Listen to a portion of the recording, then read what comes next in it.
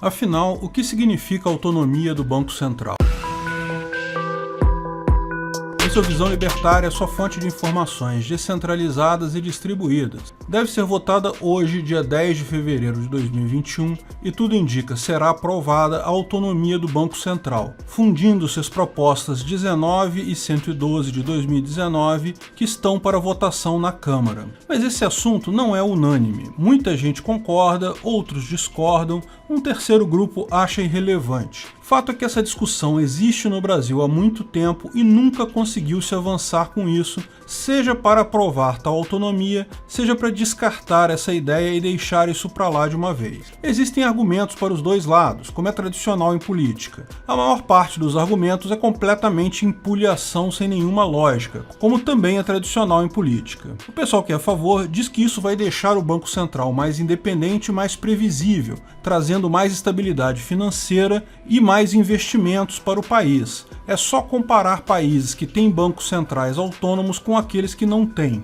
O que não é lá um argumento muito bom, porque como nós sabemos, não dá para comparar países. Existem inúmeros elementos adicionais que desqualificam qualquer comparação desse tipo. Além de lembrar que, embora seja verdade que a maior parte dos países do primeiro mundo tenham bancos centrais autônomos, vários não têm, como a França, Nova Zelândia e outros. O pessoal que é contra estica uma corda enorme para dizer que isso vai deixar o Banco Central na mão de banqueiros, porque hoje o presidente é alguém que veio do Santander e 4 diretores também vieram do mercado financeiro, o que é uma besteira, porque os cargos continuam sendo nomeados pelo presidente que ganhar a eleição. Eles só não podem mais ser demitidos a qualquer momento como é hoje. Então Ciro Gomes e Boulos podem ficar tranquilos, se eles ganharem a eleição no futuro, vão poder tranquilamente destruir a economia do país como desejam. Só vão ter que esperar 2 anos para fazer isso. Mas em compensação, o líder sindical sem qualificação alguma nomeado por eles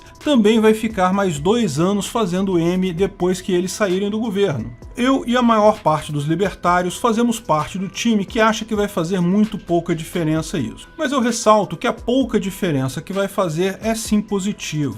Acho bom que o BC tenha autonomia, melhor do que não ter, embora faça pouca diferença, como disse. Por que é bom? Um risco que todos nós sentimos aqui no Brasil é que a cada eleição sempre tem os candidatos malucos com propostas heterodoxas na economia. A cada eleição aqui no Brasil é uma roleta russa com a nossa economia. Roleta russa geralmente com mais de uma munição no tambor. Vide Collor com seu plano confiscador de poupança, vide Dilma com sua nova matriz econômica. Esses malucos podem assumir e no primeiro dia do governo quebrar todo mundo. Pelo menos agora vão ter que esperar 2 anos para afundar a economia completamente. Não que não vão conseguir estragar a economia totalmente, mas pelo menos vai dar um tempo da gente estocar comida, preparar o nosso abrigo sobrevivencialista no meio da mata, antes do desastre completo. Bolsonaro apoia a autonomia seguindo Guedes. Mas mesmo na base de Bolsonaro tem muita gente que não gosta, porque hoje o presidente pode, se ele não gostar de alguma coisa que o presidente do Banco Central fez, simplesmente tirar ele. Promulgada a lei, não vai poder mais. Agora, para entender por que não muda tanto, precisamos entender como funciona hoje e o que muda. O Banco Central é um órgão técnico cuja função é controlar a inflação, controlar a moeda, manter a estabilidade da moeda. Ele é o dono daquela maquininha de imprimir reais que de vez em quando o pessoal liga e isso faz o preço do Bitcoin subir. Como já explicamos em alguns vídeos, você pode entender a quantidade de moeda em circulação como equivalente ao conjunto de bens e serviços disponíveis na economia. Por isso, imprimir dinheiro gera inflação. Agora você tem mais moeda, mais quantidade de dinheiro para os mesmos bens e serviços que estão no mercado. Então agora, naturalmente, cada serviço ficou um pouco mais caro porque equivale a uma quantidade maior de dinheiro. A questão é que a quantidade de bens e serviços disponíveis no mercado não é constante. Imagina-se que, com o passar do tempo, novos bens são produzidos, novas pessoas são treinadas, novas lojas abrem, a produtividade de todos aumente. Se a quantidade de dinheiro em circulação continuar a mesma, você teria deflação, o contrário. Isso não é algo bom porque cria um incentivo muito forte para a poupança. Se os preços vão cair amanhã, por que eu vou comprar alguma coisa hoje? Melhor esperar. A tarefa do Banco Central, então, é controlar a maquininha imprimindo só um pouquinho de dinheiro para não gerar inflação, mas também não deixando acontecer a deflação. Lógico, essa visão é só uma simplificação. Dinheiro não é um equivalente direto de produtos e serviços no mercado, porque você tem que considerar o fluxo de dinheiro, a velocidade com que o dinheiro circula. E quando falamos em imprimir dinheiro, não é necessariamente rodar uma impressora de dinheiro. A maior parte do dinheiro hoje já é digital, o físico é apenas uma pequena fração. Além disso, o Banco Central também pode alterar outros parâmetros, como a taxa Selic, depósito compulsório e outros mecanismos que acabam impactando na reserva fracionária e afetando também a quantidade de dinheiro em circulação. Mas, via de regra, de forma simplificada, essa é a função do Banco Central: rodar a maquininha de imprimir reais na velocidade correta para não ter nem inflação nem deflação.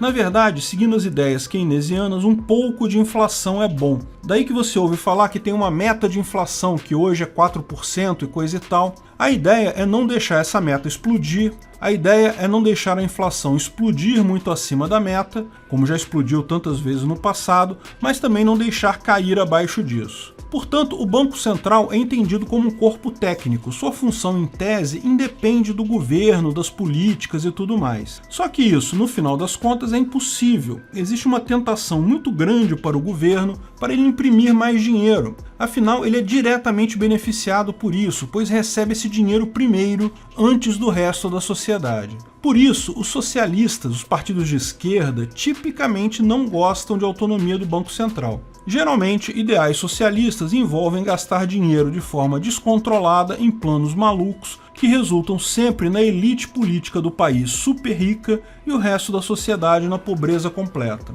Mesmo os socialistas de direita têm umas recaídas de proteção da indústria nacional que praticamente têm o mesmo efeito de marxismo no médio prazo. E veja, o que muda com esse projeto é muito pouco. Os presidentes e diretores do Banco Central já têm independência hoje para seguir a política econômica, perseguir a meta de inflação. O projeto muda algumas coisas bem questionáveis, na verdade. Logo de cara, com um objetivo. Hoje o objetivo do BC é estabilidade de preços e estabilidade financeira. Perfeito, é um objetivo claro e que as coisas estão ligadas. Mas o PL 19, o mais provável de ser aprovado, coloca como objetivo secundário do Banco Central fomentar o pleno emprego, o que é um cavalo de Troia. Lembra aquela parte sobre proteger a indústria nacional, que é mais ou menos um tipo de marxismo? Esse mero objetivo secundário pode acabar levando a uma contradição na hora de decidir, porque a estabilidade pode estar em confronto direto com a ajuda a empresas nacionais. E lógico, é isso que quer dizer fomento ao pleno emprego.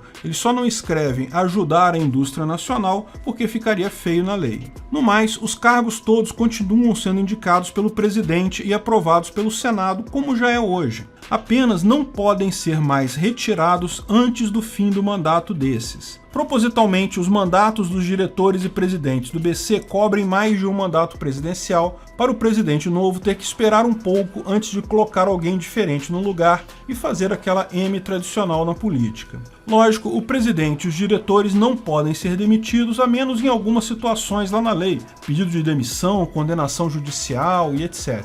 São só essas alterações. Isso de fato não faz ninguém independente, porque como os diretores do BC e o presidente podem ser reconduzidos, é interesse deles babar o ovo do presidente para ganhar essa recondução. Faz pouca diferença no final das contas, embora, lógico, ter algum entrave seja positivo. Agora, qual seria realmente a visão libertária sobre um sistema monetário? Simples, não precisa de Banco Central, basta usar uma moeda deflacionária normal como o Bitcoin. Você pode demitir o Banco Central inteirinho sem nenhum problema. Ah, mas no passado haviam crises enormes, foi o Banco Central que amenizou tais crises, dizem alguns liberais por aí.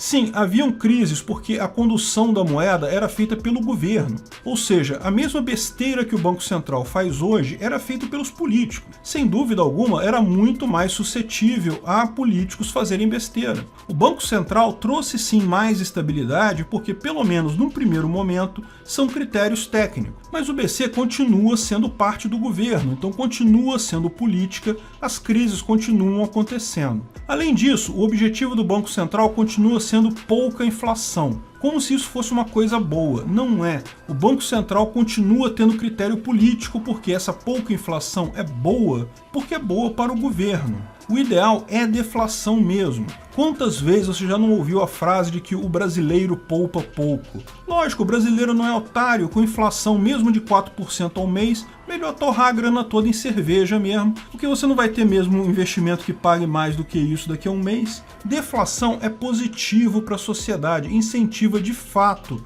a poupança, facilita as contas. Só é ruim para o governo, que não consegue colher o imposto inflacionário. Lembra que eu expliquei que a inflação é bom para o governo, ele sempre se dá bem por receber essa grana inflacionada primeiro. Então é isso, a autonomia do Banco Central é bom, mas é quase um detalhe que faz muito pouca diferença. A solução mesmo, que certamente vamos chegar lá, é acabar com o Banco Central, converter o quanto antes todas as reservas brasileiras no exterior em Bitcoin, enquanto o valor do Bitcoin está baixo, estabelecer uma moeda lastreada em Bitcoin aqui no país, sei lá, com notas de 10, 20 ou 50 satoshis, lastreados em Bitcoins guardados pelo governo. Lógico, isso seria o melhor, mas pensa bem, já que vai fazer isso, por que não usar o Bitcoin direto? Tira esse intermediário chamado governo, que ele só atrapalha.